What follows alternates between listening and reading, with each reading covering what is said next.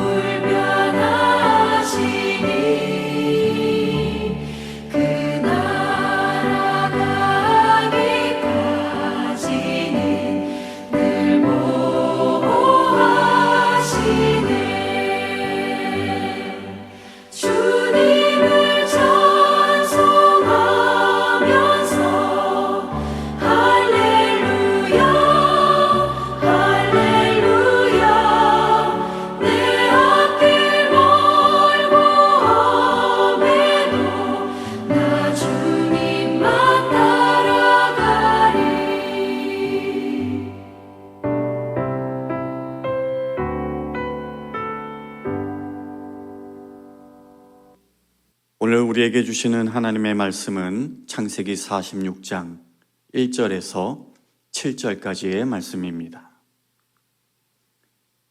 이스라엘이 모든 소유를 이끌고 떠나 브엘세바에 이르러 그의 아버지 이삭의 하나님께 희생제사를 드리니 그 밤에 하나님이 이상 중에 이스라엘에게 나타나 이르시되 야곱아 야곱아 하시는지라. 야곱이 이르되 내가 여기 있나이다 하매 하나님이 이르시되 나는 하나님이라. 내 아버지의 하나님이니 애굽으로 내려가기를 두려워하지 말라. 내가 거기서 너로 큰 민족을 이루게 하리라. 내가 너와 함께 애굽으로 내려가겠고 반드시 너를 인도하여 다시 올라올 것이며 요셉이 그의 손으로 내 눈을 감기리라 하셨더라. 야곱이 브엘세바에서 떠날새 이스라엘의 아들들이 바로가 그를 태우려고 보낸 수레에 자기들의 아버지 야곱과 자기들의 처자를 태우고 그들의 가축과 가나안 땅에서 얻은 재물을 이끌었으며 야곱과 그의 자손들이 다 함께 애굽으로 갔더라. 이와 같이 야곱이 그 아들들과 손자들과 딸들과 손녀들 곧 그의 모든 자손을 데리고 애굽으로 갔더라. 하나님의 말씀입니다.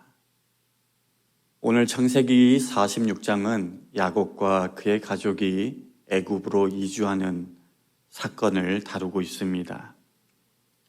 가나안 땅으로 돌아온 야곱의 아들들이 아버지 야곱에게 죽은 줄로만 알았던 요셉이 살아있다라고 하는 놀라운 소식뿐만 아니라 그가 애굽의 총리가 되었다라고 하는 도무지 믿을 수 없는 이야기를 들려주었죠.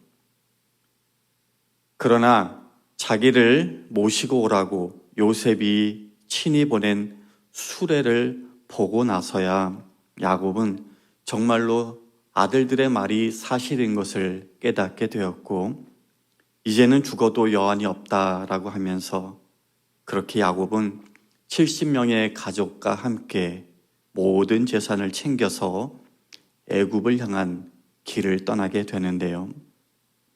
브엘세바라고 하는 곳에 발걸음을 멈추게 됩니다. 여러분, 브엘세바는 어디에 위치한 곳이고 또 어떤 의미가 있는 곳일까요? 브엘세바는 맹세의 우물이라는 뜻으로 과거 야곱의 할아버지죠. 아브라함이 아비멜렉과 죄악을 맺고 우물을 놓고 서로 맹세한 데에서 그 이름이 유래되었죠. 이 브엘세바는 아브라함과 이삭이 하나님께 제단을 쌓았던 곳이기도 한데요. 그런 점에서 브엘세바는 언약의 자손들에게는 일종의 신앙의 유적지라고 할 수도 있는 곳이지 않을까 싶습니다. 그러면 브엘세바는 지리적으로 어디에 위치한 곳인가? 성경에 보면은 단에서부터 브엘세바까지라는 표현을 보신 적이 있을 거예요.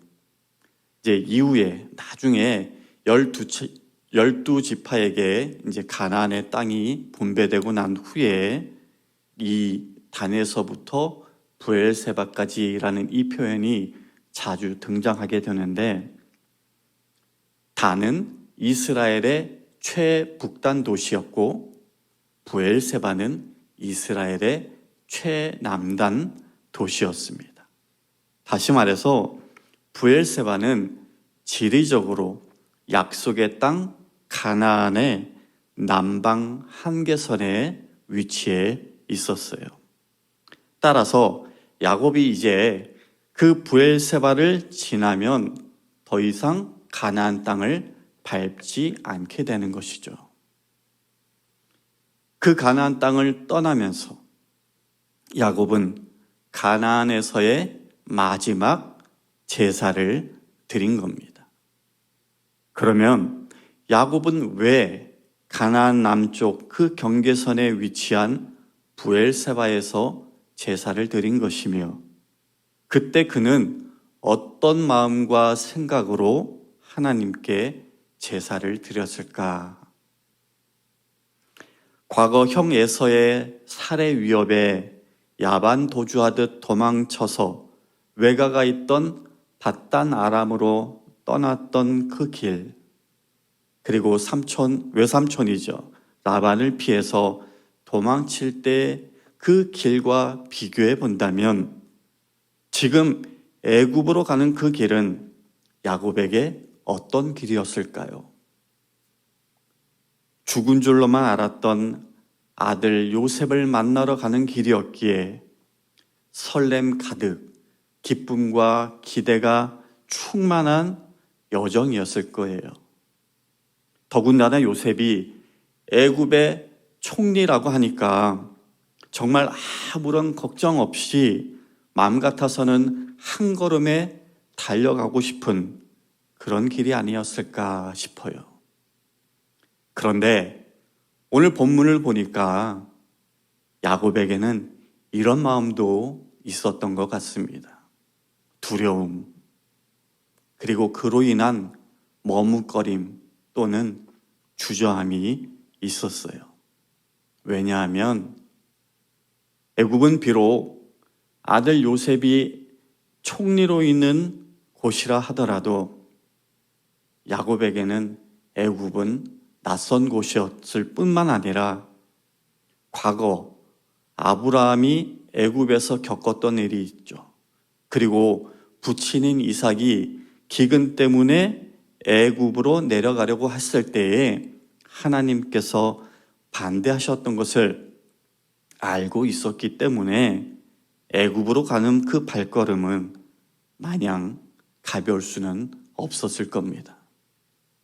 무엇보다 하나님이 축복을 약속하신 곳은 애굽이 아니라 가나안 땅이었기 때문입니다. 내가 아브라함과 이삭에게 준 땅을 내게 주고 내가 내 후손에게도 그 땅을 주리라 라고 하나님이 분명히 말씀하셨거든요.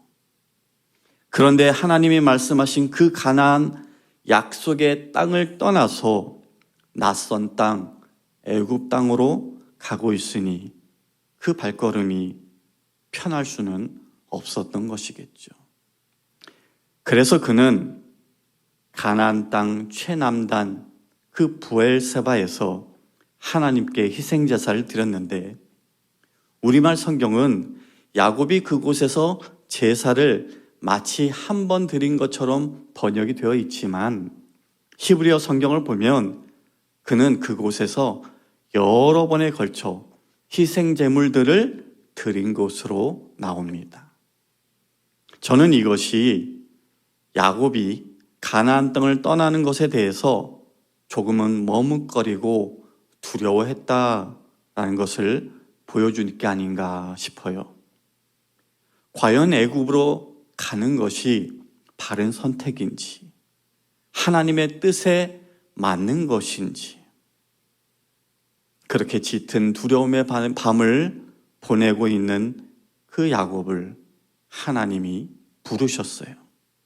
2절에 그 밤에 하나님이 이상 중에 이스라엘에게 나타나 이르시되 야곱아 야곱아 하시는지라. 여기 하나님은 야곱의 이름을 뭐래요? 이스라엘로 개명해 주셨는데 지금은 야곱아 야곱아 그렇게 이전에 그의 이름을 반복해서 부르고 계신 겁니다. 우리도 하나님을 만나 예수 그리스도 안에서 새로운 삶을 시작했지만 빈번하게 하나님을 만나기 이전에 나로 돌아가서 세상을 두려워하고 눈앞에 보이는 문제에 사로잡혀 전전긍긍하며 살아갈 때가 있죠. 그때 하나님께서는 우리의 연약함을 책망하시기보다는 우리의 이름을 불러주시며 하나님이 우리와 함께 하신다라는 그 사실을 깨닫게 하시고 믿음으로 다시 시작할 수 있도록 도와주시는데 저는 하나님이 지금 야고바 야고바 부르시는 그것도 그와 같은 맥락에서 불러주신 것이 아닌가 싶어요. 그렇게 야고바 야고바 부르신 하나님은 이어서 이렇게 말씀하셨습니다. 3절 4절인데요. 하나님이 이르시되 나는 하나님이라 내 아버지의 하나님이니 애굽으로 내려가기를 두려워하지 말라. 내가 거기서 너로 큰 민족을 이루게 하리라. 내가 너와 함께 애굽으로 내려가겠고 반드시 너를 인도하여 다시 올라올 것이며 요셉이 그의 손으로 내 눈을 감기리라 하셨더라. 이와 같은 하나님의 놀라운 약속에 힘입어서 야곱은 가족들과 함께 약속의 땅 남방 한계선을 과감하게 넘어서 애굽으로 이주할 수 있게 되었습니다. 그런데 사실 애굽으로 이주한 이것은 여러분들 기억하실지 모르겠지만 하나님께서 이전에 아브라함에게 하셨던 그 말씀의 성취입니다. 당시 야곱이 몰랐던 건지 아니면 기억을 못했던 건지는 알 수가 없지만 하나님은 창세기 15장 3절에서 아브라함에게 이렇게 말씀하셨어요. 너의 자손이 이방에서 객이 될 것이라. 그렇게 야곱의 이주로 말미암아 하나님의 백성들은 애굽에 거주하게 된 것입니다. 그리고 오늘 4절에서 하신 말씀, 반드시 너를 인도하여 다시 올라올 것이며 라는 이 말씀은 출애굽 사건을 통하여 성취되고 말죠. 여러분, 과거의 야곱의 삶은 그 자신이 인생의 주인이 되어서 수단과 방법을 가리지 않고 원하는 것을 쟁취하는 그런 삶이었다라고 한다면 이때의 야곱의 삶은 내가 너와 함께 갈 것이고 내가 인도하여 다시 돌아오겠다라고 하신 하나님이 주도하시는 삶이었습니다. 그러므로 야곱이 해야 하는 것은 그 인생의 주권을 하나님께 온전히 내어 맡기고 믿음 가운데 순종하며 주님의 인도하심 따라 살아가면 되는 것이었죠. 우리 인생에서 때로는 내가 생각했던 것과는 다른 낯선 삶을 마주할 때가 있습니다. 예를 들면 새로운 지역에 가서 새로운 삶을 시작하는 것이나 새로운 일 또는 새로운 직장에서의 삶이 그와 같을 겁니다. 그럴 때 우리는 때로는 두려워하거나 불안해할 수 있죠.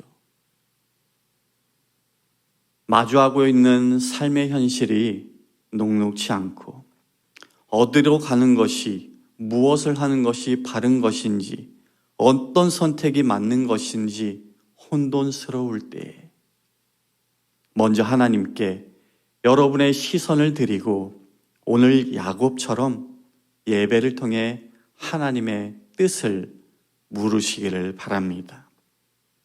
하나님은 당신의 백성을 절대로 홀로 두시지 않으십니다. 염려와 두려움이 아닌 너와 한시도 떨어지지 않고 지켜주겠다, 동행하겠다라고 하신 하나님의 그 약속의 말씀을 확신함으로 브엘세바라고 하는 여러분의 경계, 여러분의 삶의 한계를 과감히 뛰어넘어서 앞으로 믿음 가운데 나아가시는 우리 모든 성도님들 되시기를 주님의 이름으로 간절히 축원합니다. 기도하겠습니다. 날마다 새롭게 살게 하시는 하나님의 은혜를 이 시간 우리에게 부어주시기를 기도합니다. 현실에서 마주하는 삶의 한계를 주님과 동행함으로 뛰어넘게 하시고 세상이 줄 수 없는 하나님의 평안을 힘입어서 살아갈 수 있도록 축복하여 주시옵소서. 삶의 한계 그 너머에 있는 하나님의 섭리를 신뢰하며 오늘 하루도 눈을 들어 하나님의 얼굴을 구하는 우리 모두 될 수 있도록 주님 인도하여 주시옵소서.